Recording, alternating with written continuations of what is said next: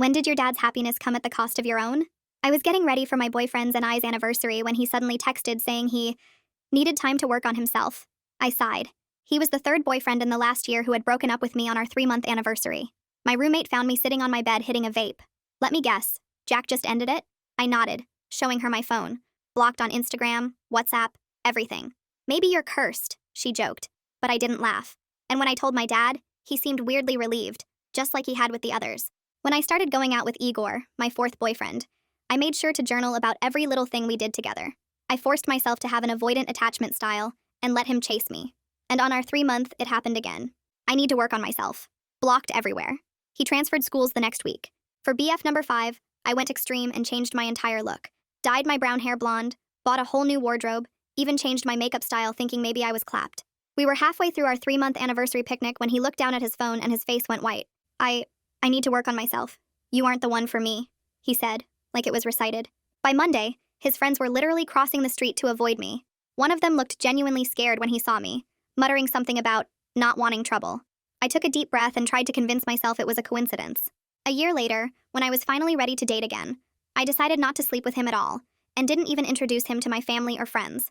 I went for the whole mysterious girl thing, and kept everything surface level. 3 months hit and he sent the text while we were supposed to be at the movies. I need to work on myself. Sorry. He was gone from campus within 3 days.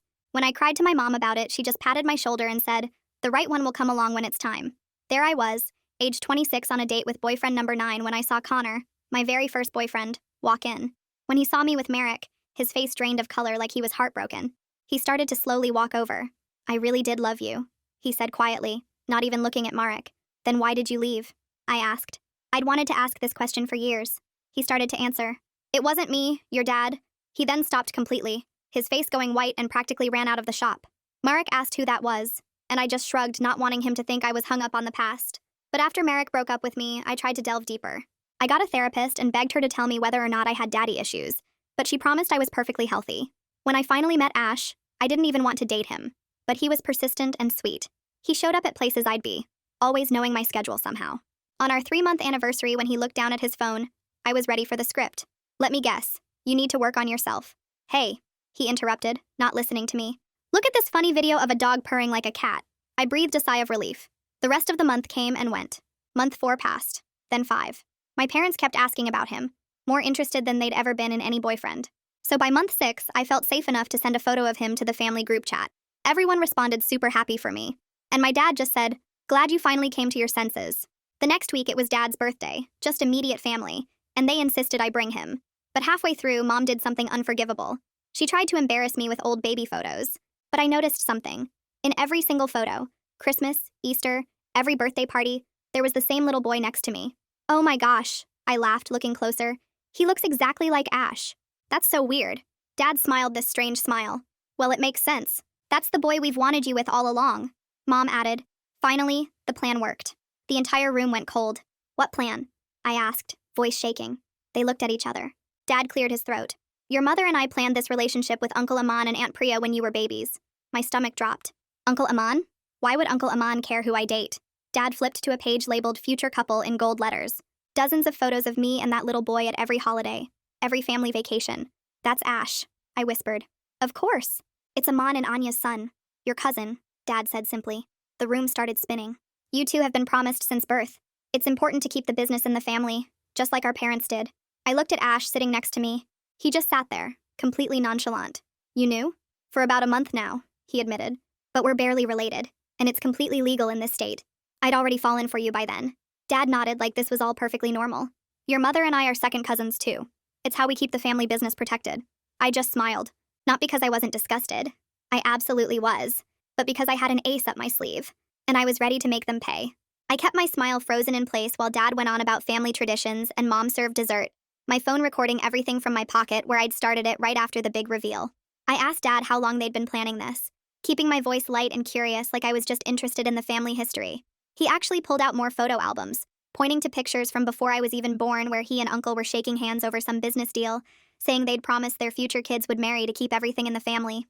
Mom chimed in about how they'd picked my name to match with Ash's, both starting with A, and I made sure to lean closer so my phone would catch every word.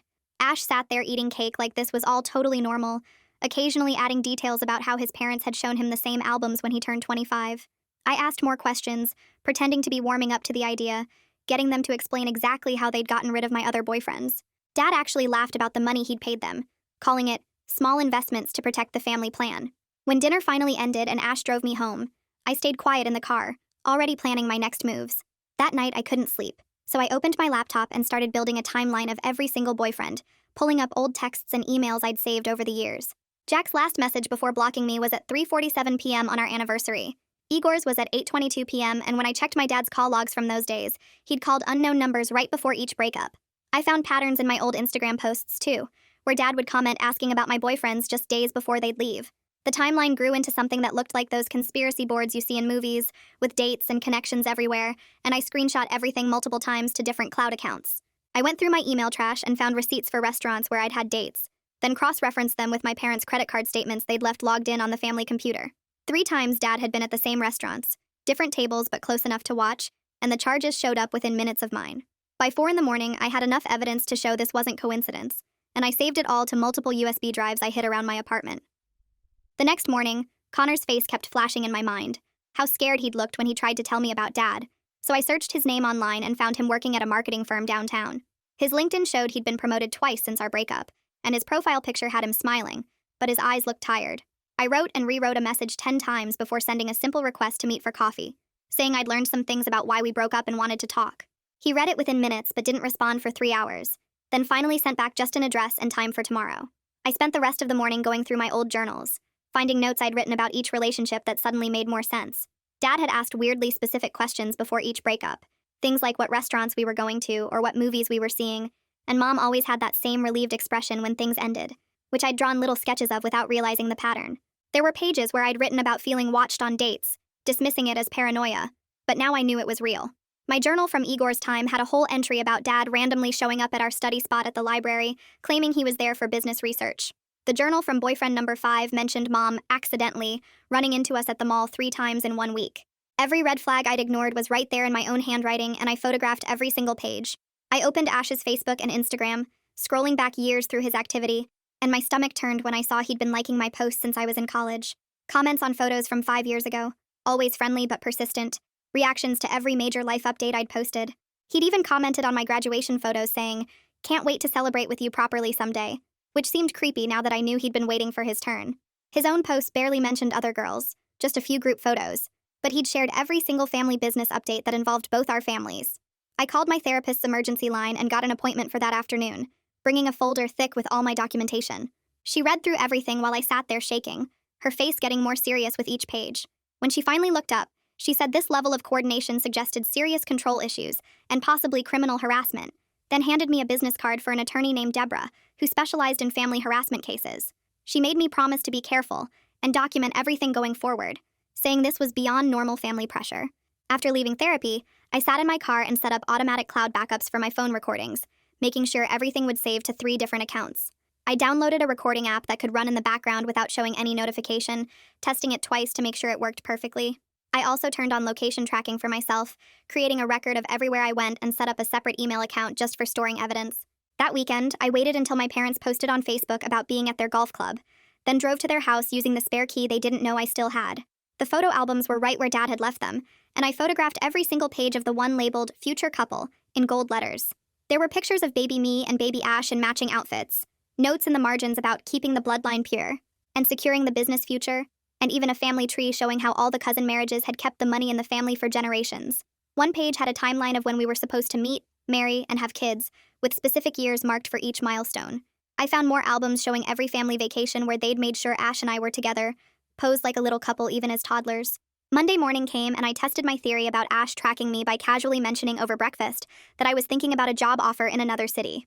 His coffee mug stopped halfway to his mouth and he immediately said my dad wouldn't approve, then tried to cover by saying he meant we wouldn't want to leave our families. I pushed a little more, saying it was a great opportunity, and watched him pull out his phone to text someone while pretending to check the weather. 10 minutes later, Dad called asking about my job plans, proving they were definitely coordinating.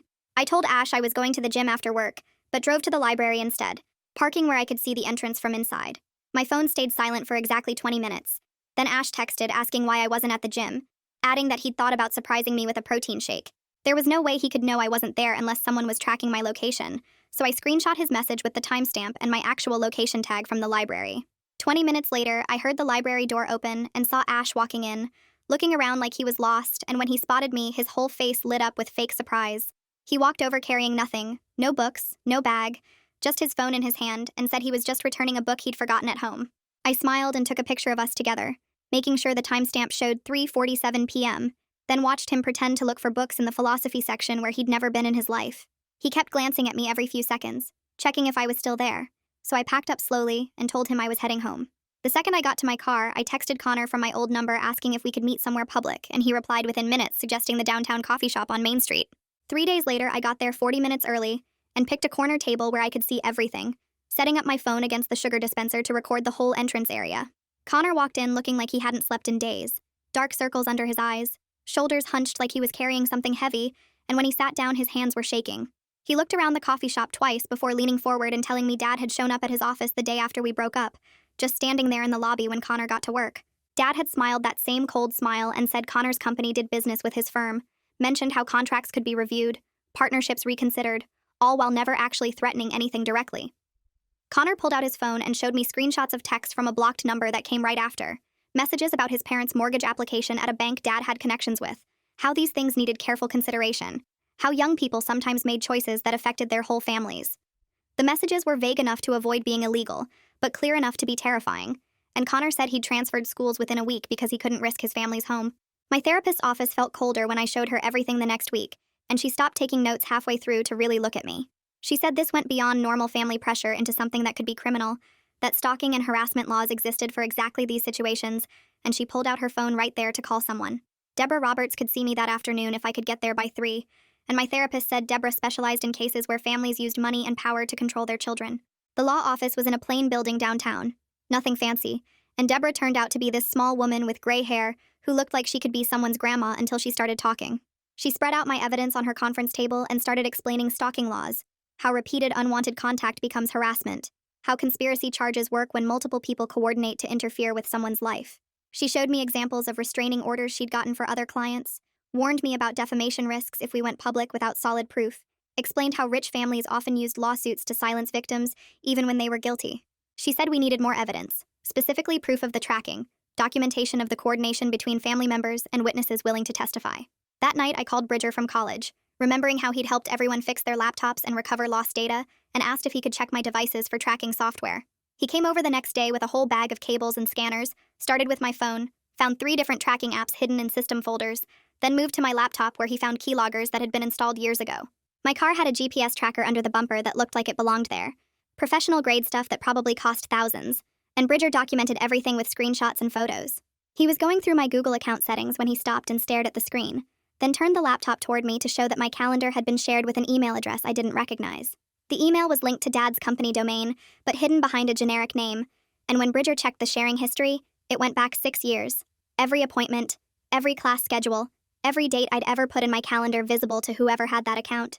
He showed me logs of when the calendar had been accessed, hundreds of times, always right before Ash would randomly show up places, and the pattern was so clear it made me sick. Mom was making dinner when I went to my parents' house that weekend, and I tried to casually mention that I'd been thinking about privacy lately, maybe getting a new phone number, being more careful with my information.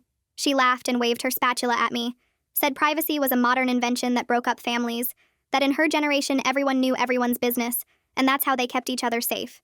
She actually used those exact words, "It's for your own safety," like she was reading from a script, and when I pushed a little more, she got defensive and said this was how their family had always done things. The invitation to dinner at Uncle and Aunt's house came through Ash the next day, and I accepted immediately, making sure my phone was fully charged and testing the recording app twice before we left. The whole drive there, Ash kept talking about how excited his parents were, how they'd been waiting for this for so long, and I just nodded and smiled while my phone recorded everything from my pocket. Their house was bigger than I remembered, and they'd set the dining room table with the good china, candles everywhere like this was some special occasion. Uncle kept refilling my wine glass while talking about family obligations, bloodlines, how important it was to keep money and power concentrated, how I should be grateful to be was chosen for such an important role. Aunt nodded along, adding comments about the babies we'd have, how they'd already picked names, planned which schools they'd attend, and neither of them seemed to notice how insane they sounded. They had a whole timeline planned out, when we'd get married, when I'd stop working to focus on family, when we'd take over parts of the business, and they discussed my life like I was a character in a story they were writing. The campus advisor agreed to meet me at a Starbucks near the university, and she looked nervous the whole time, kept checking over her shoulder like someone might be watching. She couldn't say anything officially, legal liability and all that, but she suggested I look at the timing of certain administrative decisions and donations to the school. She mentioned that donor families sometimes had unusual influence over student transfers, that paperwork could be expedited when large sums were involved, and that my father's name appeared on several buildings for a reason. When I got home that night, I had emails from 2 of my ex-boyfriend's friends, both saying they'd heard I was asking questions and wanted to help, that they'd seen things that didn't make sense at the time but did now. The next morning, Connor's name popped up on my phone with a text that just said, "Check your email," and when I opened it, there were 3 screenshots attached. The first showed a Zelle payment for $8,000 from something called Meridian Holdings LLC, dated the day after our breakup with consultation fee in the memo line. The second screenshot was his student loan statement from that month showing he owed exactly $8,012.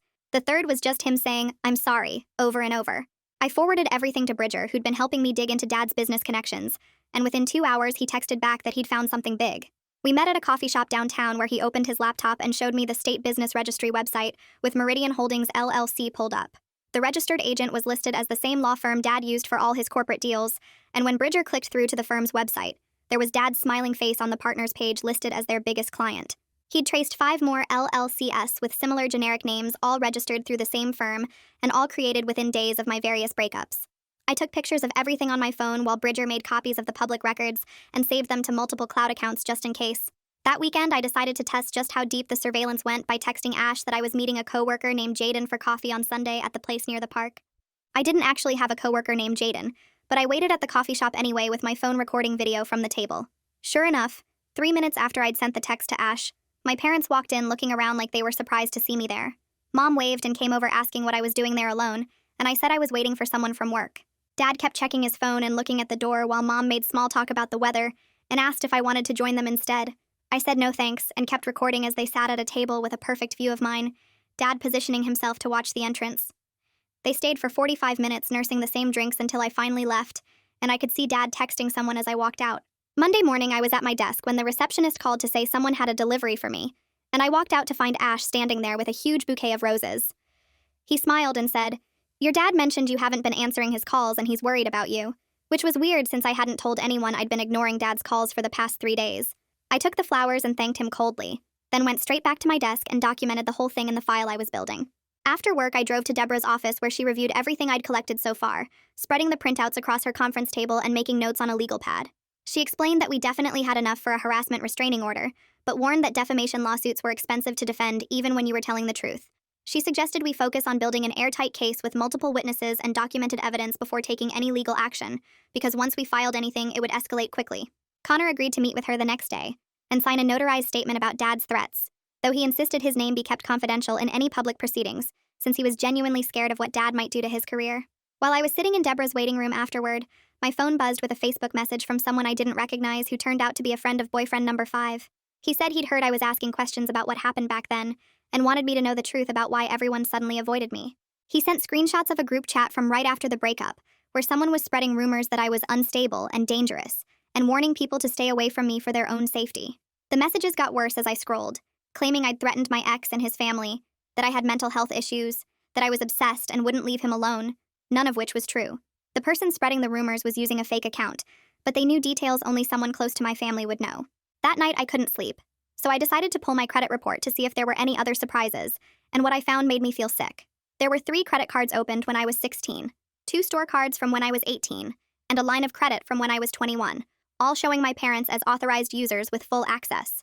The addresses on file included properties I'd never lived at, and the spending patterns showed thousands in charges I'd never made. The pattern went back over a decade with my parents maintaining complete financial control through accounts I didn't even know existed. 2 days later, Mom showed up at my apartment unannounced with containers of homemade food and a gift bag that she insisted I open right away. Inside was a silver bracelet I recognized from childhood photos, one she said had been in the family for generations, and that I should wear for tradition. She clasped it on my wrist before I could protest, going on about how important family traditions were and how proud she was that I was finally understanding my place in the family. The bracelet felt heavy and wrong, but I smiled and thanked her while mentally adding this visit to my documentation. I met Ursula the journalist at a diner across town where she listened to my story and reviewed the evidence I'd brought, taking notes and asking follow-up questions about dates and names. She explained that she was definitely interested, but would need more sources willing to go on record, and suggested I reach out to more of my exes to see if any would corroborate the pattern of interference. The next morning, my phone buzzed with a text from Ash, and when I opened it, my blood ran cold because it was a photo of him standing outside the coffee shop on 3rd Street with the caption, "Where are you, babe?" Which was weird because I'd decided last minute not to go there after all and had never told him about those plans. I screenshot the message immediately and added it to my growing folder of evidence while my hands shook because this proved he was getting my location from someone else, probably my parents who still had access to my calendar. I called Deborah right away and she told me to come to her office that afternoon so we could start the paperwork for a restraining order, and when I got there, she had me go through every single piece of documentation I'd collected, while her assistant made copies of everything. The stack of evidence was getting thick with screenshots, recordings, witness statements from Connor, and now this latest proof that Ash was tracking me through methods I hadn't even given him access to. Deborah explained the process would take time, but with everything we had documented, she felt confident a judge would grant at least a temporary order. And she walked me through what to expect at the hearing while I signed form after form until my hand cramped. Back at my apartment, my roommate was waiting with her own notebook where she'd already started writing down every time Ash had shown up uninvited over the past few months, and she promised to testify if needed because she'd been getting bad vibes from him since day one. She showed me entries going back weeks with dates and times when Ash would just appear at our door claiming he was in the neighborhood or bringing food I hadn't asked for, always when I wasn't expecting him. That evening, Bridger came over with his laptop and asked to check all my devices for tracking software, and within 20 minutes he found something disturbing on my phone that made him frown and call me over to look at the screen. There was an old iPad still logged into my parents' Apple family account that was actively syncing with my iCloud, which meant they could see my calendar, contacts, photos, basically everything I did on my phone for who knows how long. Bridger helped me change all my passwords and secure my accounts, but made sure to document everything first, taking screenshots of the sync history that showed this had been going on for years without my knowledge. He pulled up the iPad's location, and it was at my parents' house, listed as Family iPad in their device list, and when he clicked on it, we could see it had been accessing my data as recently as that morning. On a hunch, I asked him to check what else was on that iPad, and that's when we found it. A shared calendar called Future Couple Planning, with color-coded entries going back to when I was in college. The calendar had reminders like, introduce Ash at Farmer's Market, and arrange Connor breakup week 12, and Igor transfer paperwork deadline, with notes about each of my relationships and when to interfere with them. My stomach turned as I scrolled through years of my dating life laid out like a business plan, with quarterly goals and success metrics tracking how close they were to getting me with Ash. I took photos of everything with Bridger's phone since mine was compromised, and then I did something I'd been avoiding. I called Dad directly to confront him about the calendar. His voice was calm at first as he tried to spin it as normal parental concern for my safety. But when I mentioned the words legal action, his tone went ice cold, and he reminded me that I was still on their insurance, their phone plan, and they'd co-signed my apartment lease. He said family takes care of family, and I shouldn't forget who had supported me all these years, then hung up before I could respond. The next day, Deborah called me with strict instructions to keep all communication with my family in writing from now on. No phone calls, no in-person meetings unless I was recording, nothing that could be twisted into me being the aggressor. She'd seen cases like this go sideways when the person with money and connections painted themselves as the victim, and she wanted to make sure we stayed ahead of any potential countermoves. Meanwhile, Ursula had been working her journalism contacts and texted me that she'd found a former university administrator who was willing to talk off the record about donor families influencing student transfers and expulsions. We met at a park where the administrator, who asked not to be named, confirmed that wealthy families had definitely pressured the school to remove problematic students before, especially when those students were dating someone the family didn't approve of. The administrator couldn't give specific names but said the pattern was clear if you knew where to look in the transfer records and donation timings. 2 days later, Ash started texting constantly about needing to meet face-to-face to work things out and clear up misunderstandings, and after discussing it with Deborah, I agreed, but only if I could bring someone and record everything. I asked my roommate to come but stay at a nearby table, and I set up my phone to record before Ash arrived at the coffee shop we'd chosen as neutral ground. He sat down across from me with this sad expression like he was the victim here and started talking about how this whole situation had gotten out of hand and we could work through it together if I just stopped involving outsiders. I kept my voice steady and asked him directly how he knew where to accidentally run into me all those times, and watched his face change as he realized I knew everything. He admitted that yes, Dad had told him where I'd be and when, giving him my schedule and suggesting the best times to show up, but he insisted it was just to help things along because he really did love me. He actually said the words, "I fell for you despite the arrangement," like that made the stalking and manipulation okay, like violating my privacy for months was romantic instead of criminal. His inability to see why this was wrong, the way he kept saying we were meant to be together, and the family just helped fade along, made me realize how deep this sickness ran in both our families and how lucky I was to be getting out now.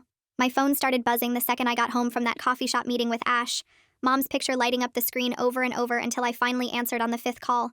She was crying so hard I could barely understand her at first, just catching bits about how going public would destroy everything the family built, how their reputation would be ruined, how the business partners would pull out and leave us with nothing.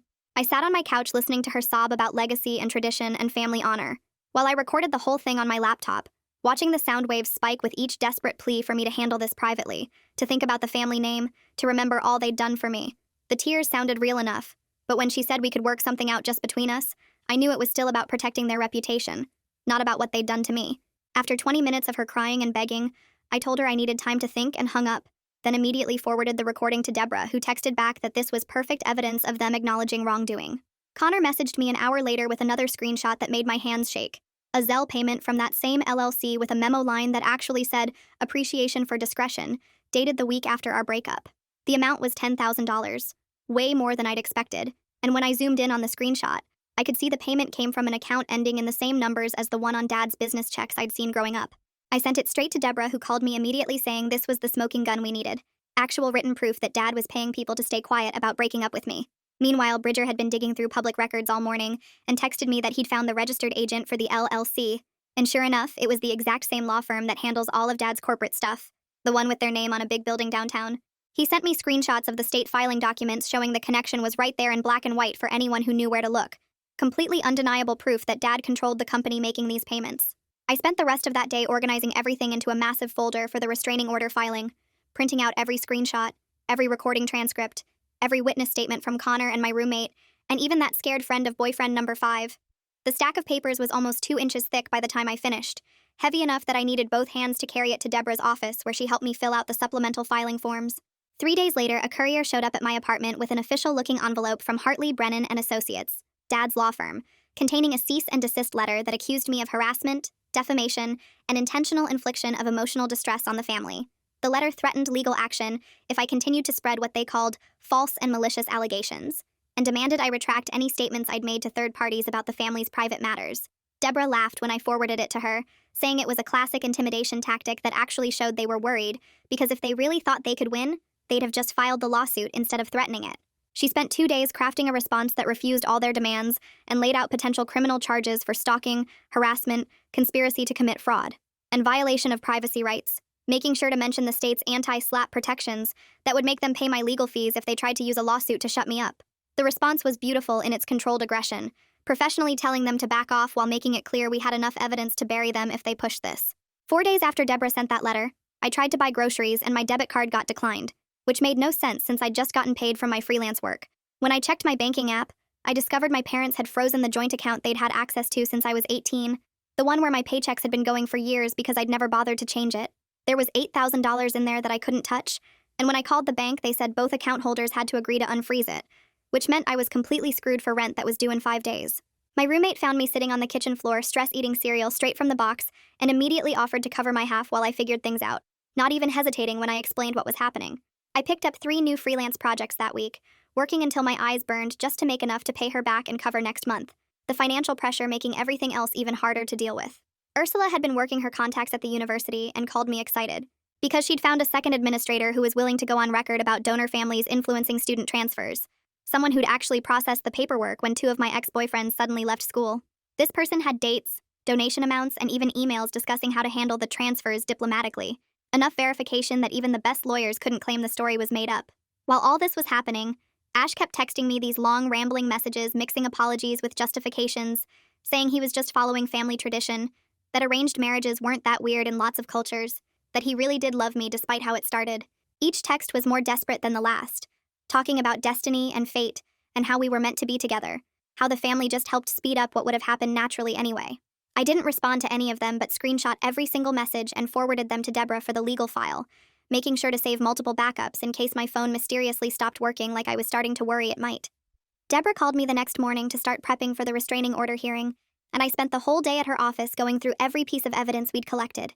She had me practice answering questions while she played the opposing lawyer, drilling me on dates and times and making sure I could explain everything without getting emotional or flustered. We organized all the screenshots into labeled folders and printed 3 copies of everything. 1 for us, 1 for the judge, and 1 for Ash's legal team. She taught me how to sit, where to look, how to speak clearly into the microphone, and most importantly, how to stay calm when they tried to make me look crazy or vindictive. By the time we finished, it was past midnight and my brain was fried, but I felt ready to face whatever they threw at me. The hearing was scheduled for Thursday morning, and I barely slept the night before, running through everything in my head and double-checking that all my evidence was in order. I got to the courthouse an hour early and sat in my car practicing my breathing exercises while watching other people walk in for their own battles. When I finally went inside, Ash was already there with 2 lawyers in expensive suits, sitting on the opposite side of the courtroom and avoiding eye contact completely. The judge was an older woman who looked tired but sharp, scanning through paperwork while we all got settled into our places. Deborah squeezed my shoulder before we started, and I took the stand, my hands shaking slightly as I placed them on the Bible to swear in. I testified for almost an hour, walking through the synchronized calendars, the tracking software Bridger found, the way Ash always knew where I was even when I lied about my location. Ash's lawyer kept interrupting to object, calling everything circumstantial and suggesting I was misinterpreting normal family concern as something sinister. He actually used the phrase close-knit family dynamics about 15 times, trying to make stalking sound like love. When he cross-examined me, he pulled up social media posts where I'd tagged my location, claiming Ash could have found me that way without any tracking. But Deborah had prepared me for this, and I calmly explained the times I'd deliberately not posted anything, and Ash still showed up, like when I'd decided last minute to study at a coffee shop I'd never been to before. The judge started asking her own questions, particularly interested in the shared calendar titled Future Couple Planning, with reminders about interfering in my relationships. Connor's notarized statement was entered into evidence, and the judge read it carefully, her eyebrows raising at the part about Dad paying him to disappear. She looked at the bank records showing the LLC payments to my exes and asked Ash's lawyers to explain how that was normal family behavior. They tried to argue the payments were unrelated business transactions, but couldn't provide any documentation about what services were supposedly rendered.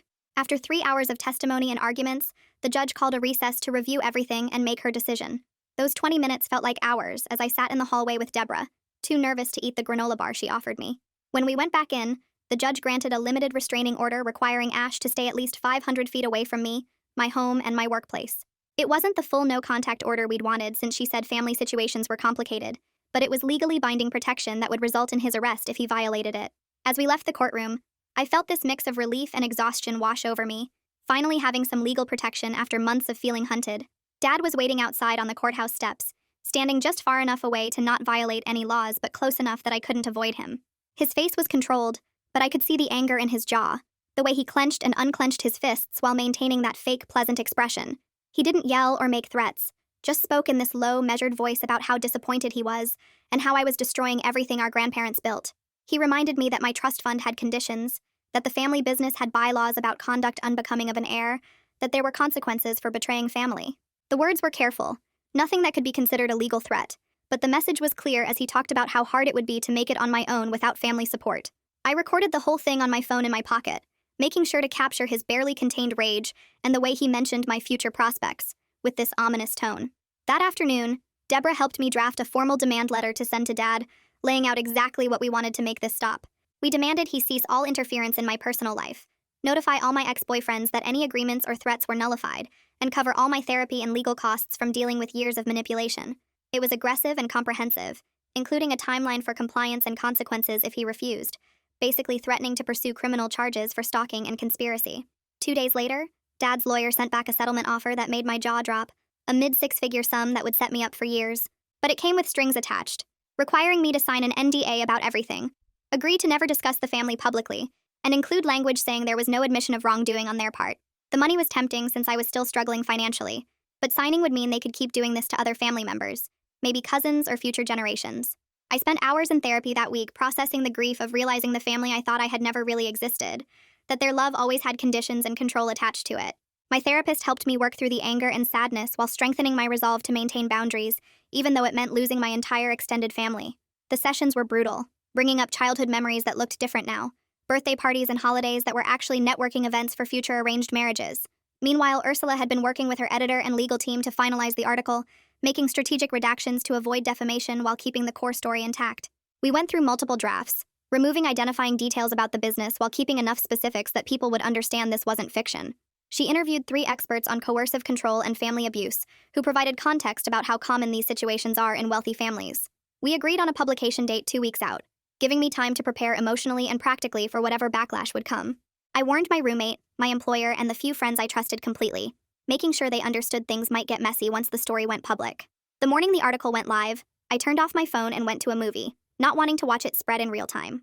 When I turned my phone back on 3 hours later, I had over 200 messages, missed calls from numbers I didn't recognize, and notifications from every social media platform. The story had already been shared thousands of times locally, with people recognizing the family business name even though we'd been careful not to state it directly. Some messages were supportive, people sharing their own stories of controlling families or thanking me for speaking out about something usually kept quiet. Others were angry, accusing me of being ungrateful, of airing dirty laundry, of trying to destroy a successful family business over petty grievances. Several relatives I hadn't heard from in years reached out with their own stories. Cousins who'd been pushed into marriages or career paths. Aunts who'd been cut off for refusing to comply. Uncle called me a traitor in a voicemail, but his wife, my aunt, secretly texted me that she was proud of me for breaking the cycle. Dad's business partners started calling his office with questions, uncomfortable about being associated with someone who would manipulate his own daughter this way. The local business journal picked up the story, framing it as a question about ethics in family enterprises, and suddenly Dad was having to do damage control with investors and clients. 2 weeks passed before I heard anything from Ash or his parents, and when the letter came, it was exactly what Deborah predicted it would be. The envelope had their lawyer's return address, and inside was this super formal apology that basically said nothing while using a lot of big legal words. They were sorry for any misunderstandings, and hoped we could all move forward positively, but never actually admitted to doing anything wrong. Ash stayed completely away from my apartment and work, which was good because I was still jumpy every time I saw someone who looked like him from behind. His parents sent flowers to my office with a card that just said, "Thinking of you," which went straight into the trash. Meanwhile, Dad's company put out this weird press release that talked about respecting family privacy during personal matters, without actually saying what those matters were. The local business journal ran a follow-up story anyway, and suddenly 3 of Dad's biggest clients announced they were exploring other options for their contracts next year. One of them even called me directly to say they supported me and couldn't work with someone who treated family that way. I spent the next month applying for jobs everywhere that had zero connection to my family's business network. The interviews were hard because everyone wanted to know why I was leaving my current position, and I had to be careful about what I said.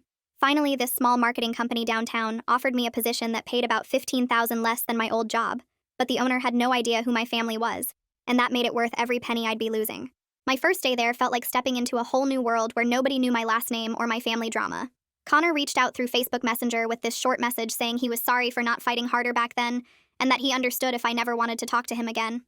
I wrote back that I accepted his apology and wished him well in his life, knowing we both needed to close that chapter completely. He liked the message but didn't respond, and I knew that was the end of it. Mom asked to meet for coffee one last time at this little place near the courthouse where we used to go when I was in high school. She looked older than I remembered, like the stress of everything had aged her 5 years in just a few months.